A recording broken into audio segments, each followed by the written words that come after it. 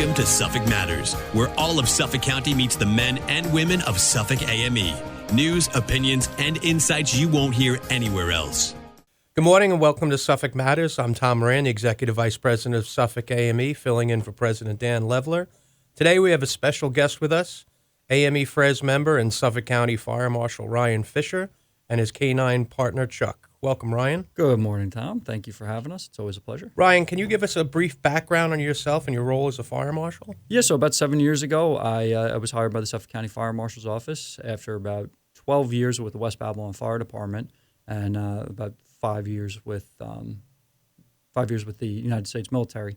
And as a fire marshal, we are responsible for the fire safety aspect of all the county-owned and leased properties, to include fire investigations and inspections, as well as the County Hazardous Materials Plan and Suffolk County USAR team, and some other emergency management aspects. You know, you have your unique partner with you today. Can you tell our audience a little bit about him? Yes, so I am the only Suffolk County K-9 handler for an ignitable liquids detection K-9. We were trained and certified back in 2022 through the Federal Department of Alcohol, Tobacco, and Firearms and Explosives. So currently we are a working team for about 2 years, and Chuck and I are out to assist the arson squad as well as fire marshal's offices in Suffolk County, and we also help with Nassau County and other agencies outside of the county to do fire investigations. How did Chuck come to serve the people of Suffolk County with the Fire Marshal's Office? So I like to say that Chuck's got a very interesting origin story, since that's the cool thing to say these days. Chuck actually got his start with the Puppies Behind Bars program, which is based out of New York City. They breed their service canines as well as working canines for law enforcement, but as well as facility service to animals, as well as disabled veterans and things like that. They are all Labrador Retrievers. But what's interesting about Chuck is Chuck was actually raised in the Edna Mahan Correctional Facility in New Jersey by an incarcerated individual. So he spent the first year and a half or so with that individual, traveling from that prison to other prisons. But they also have volunteer puppy raisers in the area, and they take them out for weekend excursions. So at a very young age, Chuck was exposed to a whole lot of different environments and skills and abilities. And they're tested throughout that training to see where their best fit would be. You know, some people say, oh, well, the canines are rejected from this program or rejected from that. They're not rejected. They're just like human beings. Some are better at certain things than others. And Chuck, after being evaluated, because he's a little bit too rambunctious when he gets excited to be a service animal, but he has a very, very, very high work drive and as well as a food drive, which is very important for the ATF program because they are a food reward canine program.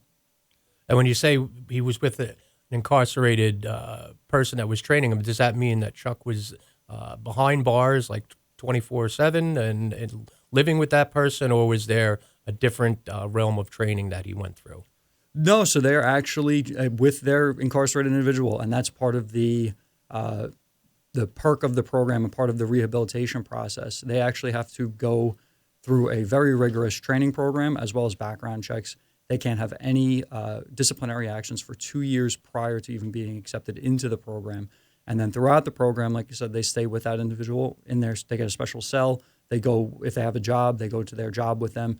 Like I said, they're exposed to as much day-to-day life as possible. So that way they are not surprised when they get into any environment. And Chuck really isn't. As you saw today, he can walk into any building and, he's pretty comfortable around other people, other animals. He's not, nervous around loud noises or anything like that. So the first part of his life and his training is that he is side by side with somebody, because as he moved into this role with you, he's with you 24 hours a day, even when you're not working. Correct. Yeah. So Chuck comes home with me. Unlike most, law enforcement canines, he gets to spend his days with the family. He lives in the house with us. I joke around and say that there's more beds in my house for him than there is for other people. But he hangs out with my kids. I have 2 young kids. He's able to, go into the schools, go into, He can go into, community centers, firehouses, and interact with people. We can't, unlike most police canines, he's more than welcome to be pet.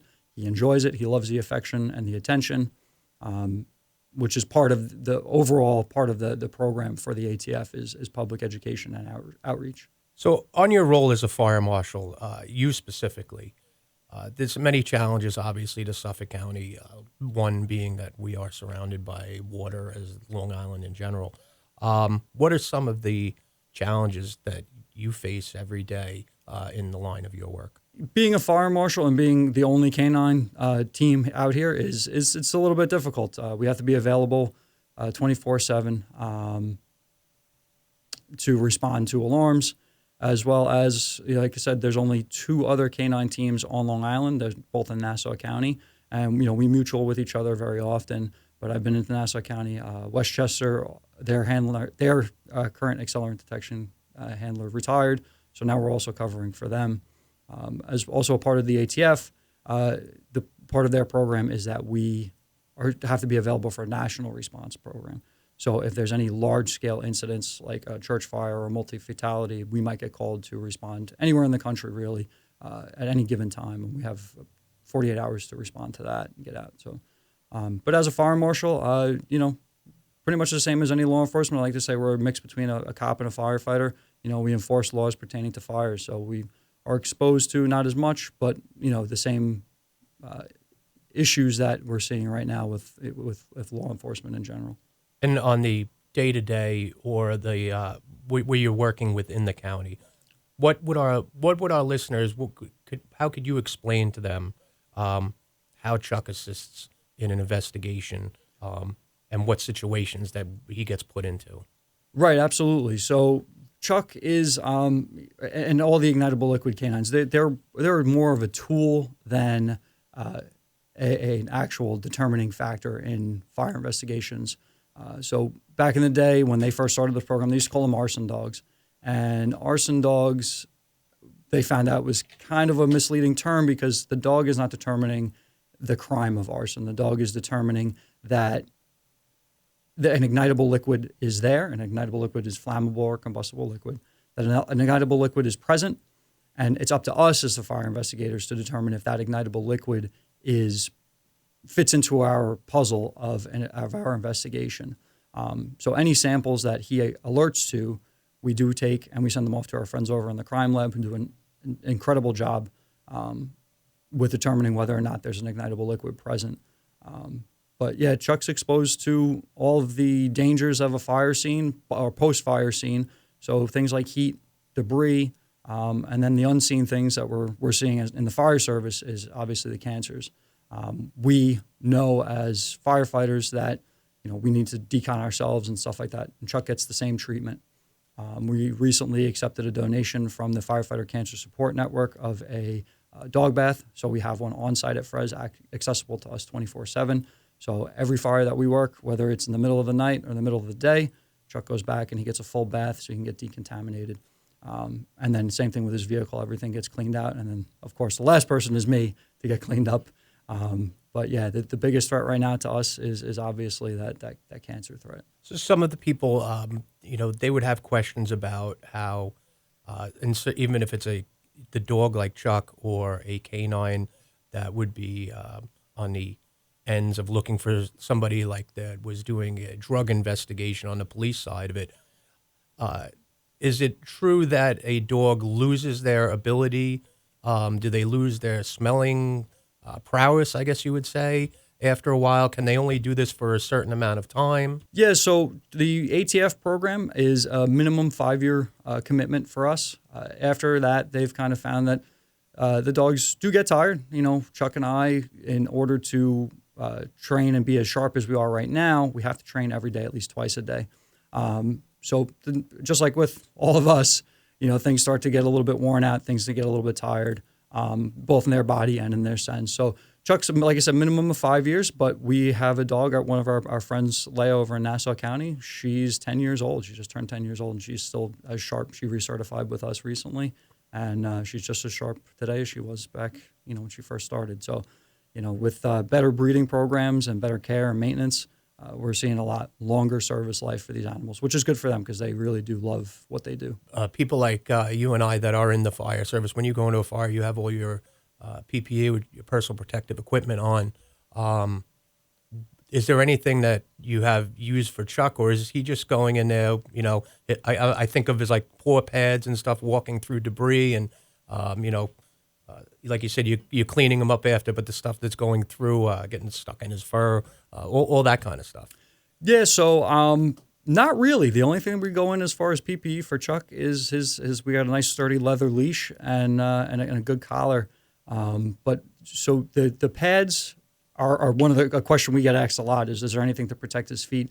And what we've actually found is he's smart. He's a lot smarter in thousands of years of moving about an environment. He understands that if something's too hot on his paws, he's not going to go there. So it's a good gauge for him to where he can go and where he can't go. And it's also a good gauge for me because I won't put him into a situation if I see that he's apprehensive to doing it. The other thing, too, is, dogs' paws are very, have a lot of dexterity to them. So it's easier for him to maneuver through a fire scene in uneven terrains, as well as feel things like nails that might puncture through a paw pad and into his paw, where he can feel them before that and he can actually maneuver around it. So he goes in there with nothing on his feet. So far, we've been lucky. We've only had one little instance of some glass, and it wasn't even at a house fire. It was at a car fire. A little piece of glass cut his paw, but we have a full first aid kit. We're actually trained through the ATF to do basic first aids, and flushed it out in a couple of weeks. We saw our vet, and everything was good to go. So he's a tough guy. If Chuck was, if you were working a detail job, and there was one of those dangers that he would have to navigate through, if he couldn't navigate it through, but he hadn't quite met the accelerant yet, is there a way that he would try to signal that to you, or would he just stop? What would you do in that instance? Right. So this is what makes any canine team and why we call it a team. We often get joked about that I'm just the driver. I drive him to where he needs to go. But it is an interpretation, just like with anything else. And, with young kids, you can interpret things that I wouldn't be able to interpret with your kids. That's the same way with him. So what we call it is a noticeable change of behavior. So certain things like where his nose is going, if it's up, if it's down, where his tail is. One of the things that I learned that after training that I've learned just through experience is when Chuck is in an odor and he can smell something, but he can't pinpoint where exactly it is, which happens a lot in a fire scene as we have debris collapsed on the floor and stuff like that. What he'll actually do is he'll sniff around and eventually just lay down. And it's saying, hey, Dad, I know something's here. I can't pinpoint it. I'm getting frustrated. I know it's down there, but there's something here. And he's just kind of giving me a general area of where to look. At that point, since I interpret that, that's when the fire investigation team, us and the arson detectives, fire marshals, we'll dig out that area. We'll pull a lot of that debris out to maybe the outside, or we'll put it into a can. And then we'll run it again. We'll have Chuck go past it again, and we'll try and break it down a little bit more. So then that way we can identify specifically where it is. Now, would anybody else be able to do that work with Chuck, or another fire marshal? I'm assuming that is a canine officer or works the ATF. Can they walk him through a process, and he'd be able to, those people would know what they were looking for. If I walked with him through a fire scene, I might not know what he's trying to show me. At this point, Chuck knows his job. He knows exactly what it is he needs to do, and he knows the scenario. So if I walked in there and I told you what his command was, he would lead you through the scene. He would know exactly what to do, and he would find it. And the only thing that you would have to remember to do is just make sure you feed him, because that's his reward, and that's what he works for. So really, in all reality, in probably about a half an hour, I can give you a very basic rundown of how Chuck would work, and he would do all the work, and you just have to pay it up. But like I said, what makes us a great team and what our certification is that recognition of what is he trying to tell us, because in a fire scene, as you know, there's thousands and thousands of different kinds of organic compounds and inorganic compounds that he's smelling, and he's deciphering through that to try and find a couple of molecules of an odor of an accelerant. Which is why it's something we'll never be able to do, and even machines are very difficult at replicating it. But he can do that, and it's a dance. We call it a dance when we go in together and we're working, just keeping him moving, because he might get confused. He might smell something that smells very similar to, and he's trained that if I smell something close, I'm going to sit down. And at the end of the day, like I said, he is rewarded with food. So we do have the opportunity for a false sit. We work very hard to prevent that.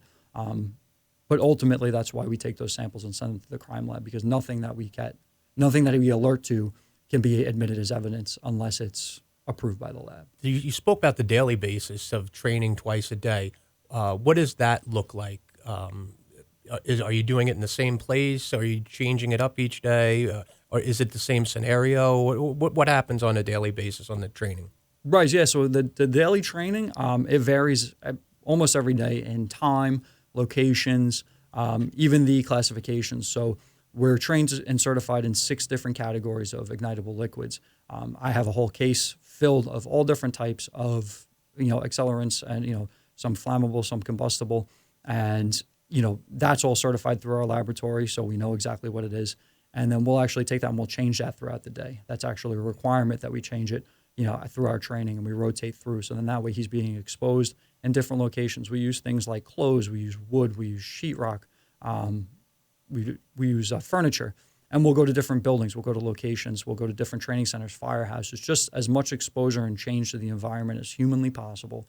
So then that way he's never able to guess and predict, because all dogs are very smart. He's very, very intelligent. If I were to do the same thing every day, he would just be able to pick up on the pattern, and he wouldn't actually be doing his job. He would just be repeating the same pattern over and over. Now, you and Chuck just got back from your annual training and your certification.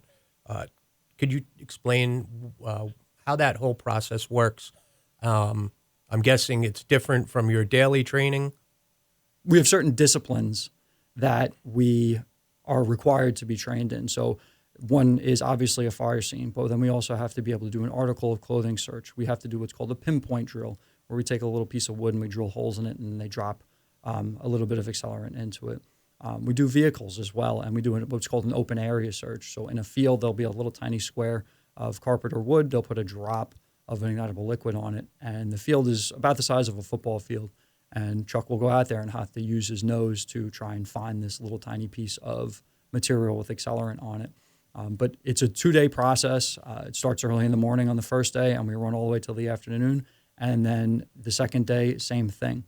The most important thing, however, that we do while we're out there is what's called a national odor recognition test.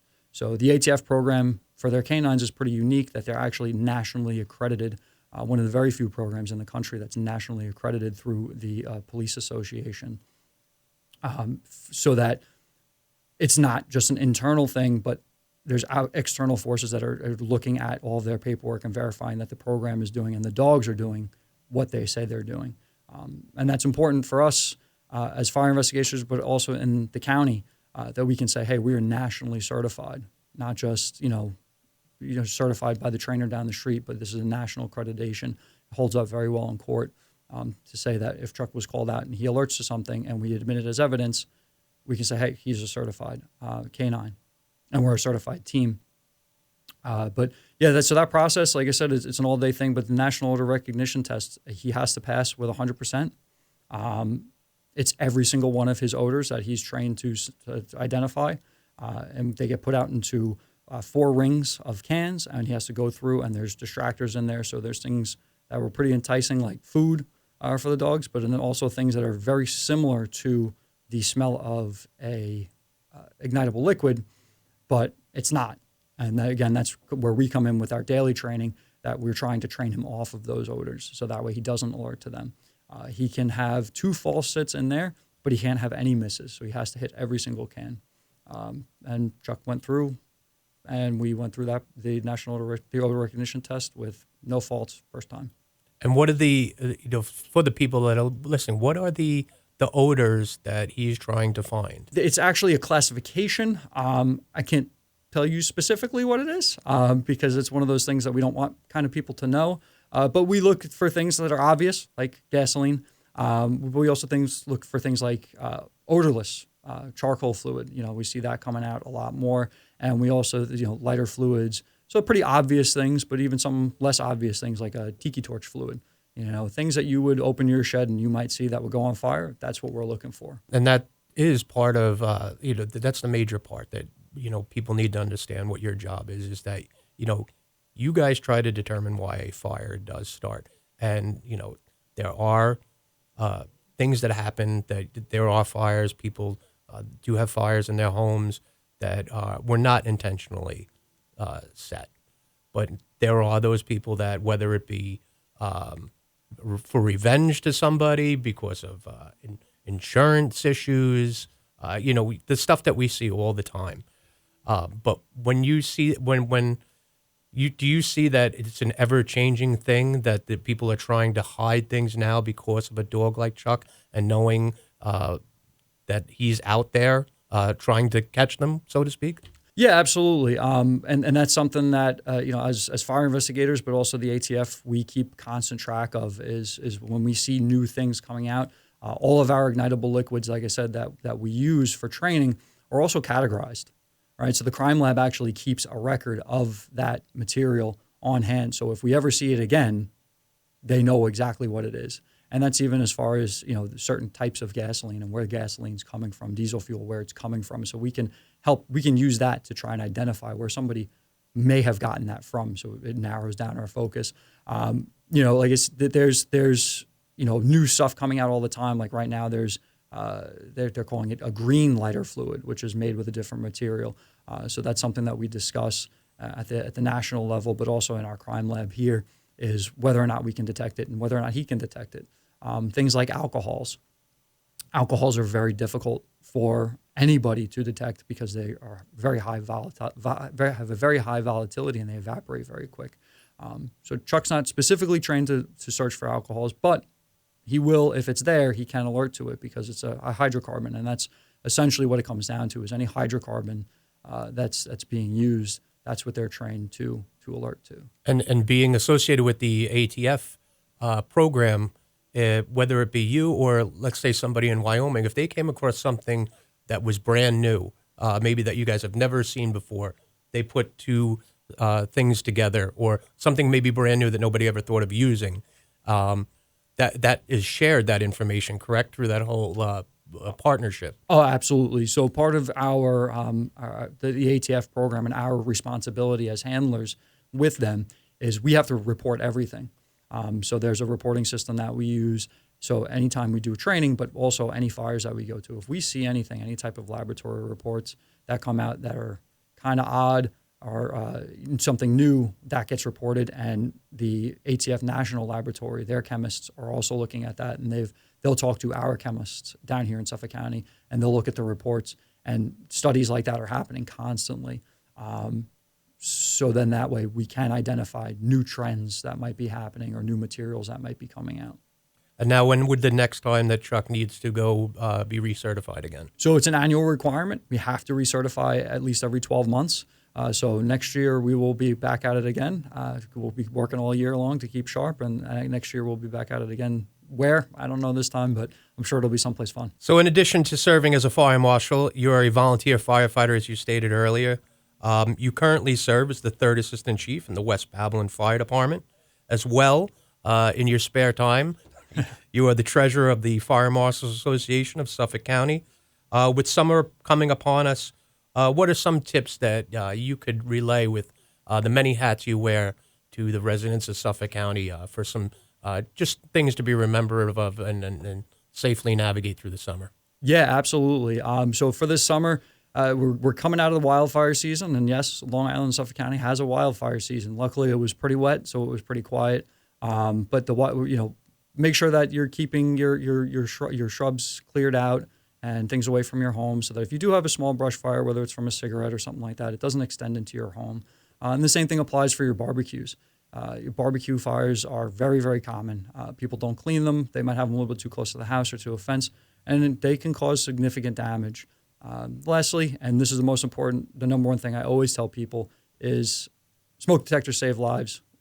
We do a lot of fire investigations in Suffolk County in the fire marshal's office, and unfortunately we do go to fatal fires. And the most common denominator amongst fatal fires is a lack of smoke detectors. Make sure you have a smoke detector in your house. Make sure it works. And if you're not sure, you can always go to the Suffolk County website for Suffolk County Fire Rescue. We have all of information there pertaining to a lot of safety, as well as on Facebook. And the Fire Marshals Association also has an active Facebook page that you can get a lot of information off of. It's so many people should be aware of. I mean, today construction is different than the houses 60, 70 years ago. Now fires burn hotter, they're quicker. You see it, and this news stories that follow the same story of people being awake in their house, be alerted by smoke detectors, and just having enough time to get out. Used to be years ago, you could gather your belongings, you get everybody out. It's getting harder and harder to do, just because of the way the houses are built, the materials that they use. And I'm sure that that's something that you see all the time. Yeah, absolutely. And that's why it's more imperative than ever to have those smoke detectors and make sure that they're working, making they're tested, and also have your evacuation plans. My kids are still young, but since they were old enough to walk, we've been practicing our evacuation plans. So make sure you're practicing that, your family meetup places. And if you're in a facility or at home and you hear the smoke detectors go off, get out of the house. Contact the fire department as soon as you can, because nothing property-wise is worth it in your house, and these fires are growing very, very rapidly, and they get very hot. And on top of that, the smoke that they're putting out is far more toxic than it's ever been. A few whiffs of that bad smoke, and it's disorienting and unfortunately fatal. And following the summer, we'll be going right back into the school year again, not to rush anybody through the summer, but that's when we would go into the fire prevention season. Tell us about some of the things. I know Chuck goes, and he's at a lot of the open houses, the different local fire departments. Is there a way that people can find out where he'll be so they can come and see the things that he does? So the September and October for us is our marathon time. Chuck and I are out, and we'll probably do upwards of 100 different engagements throughout the year. Most of them in the fall. We don't have any tracking right now, but the fire departments, they'll advertise. So check your local fire department, see if they'll be around, maybe the surrounding departments. We try and make it to as many as we can. But at the end of the day, Chuck's a working boy, and he gets tired too, so we try and give him a break. But we try and get out there as much as we can, from Amityville out to Amagansett, Montauk. We try and get everywhere. So as you did speak earlier, Chuck is very friendly. I'm sure that you could be very accommodating if somebody does see you out in public with Chuck. If they do ask or approach you first, that they can meet him, and he is very lovable. Yes, absolutely. Chuck loves the affection. Like I said, the plus side of being food reward is we can take all the affection we want. And if we see us out there, just like I said, like Tom said, just give us an ask. We'll be more than happy to accommodate your requests. So thanks again to Suffolk County Fire Marshal Ryan Fischer and his canine partner, Chuck, for joining us today on Suffolk Matters, and have a great weekend.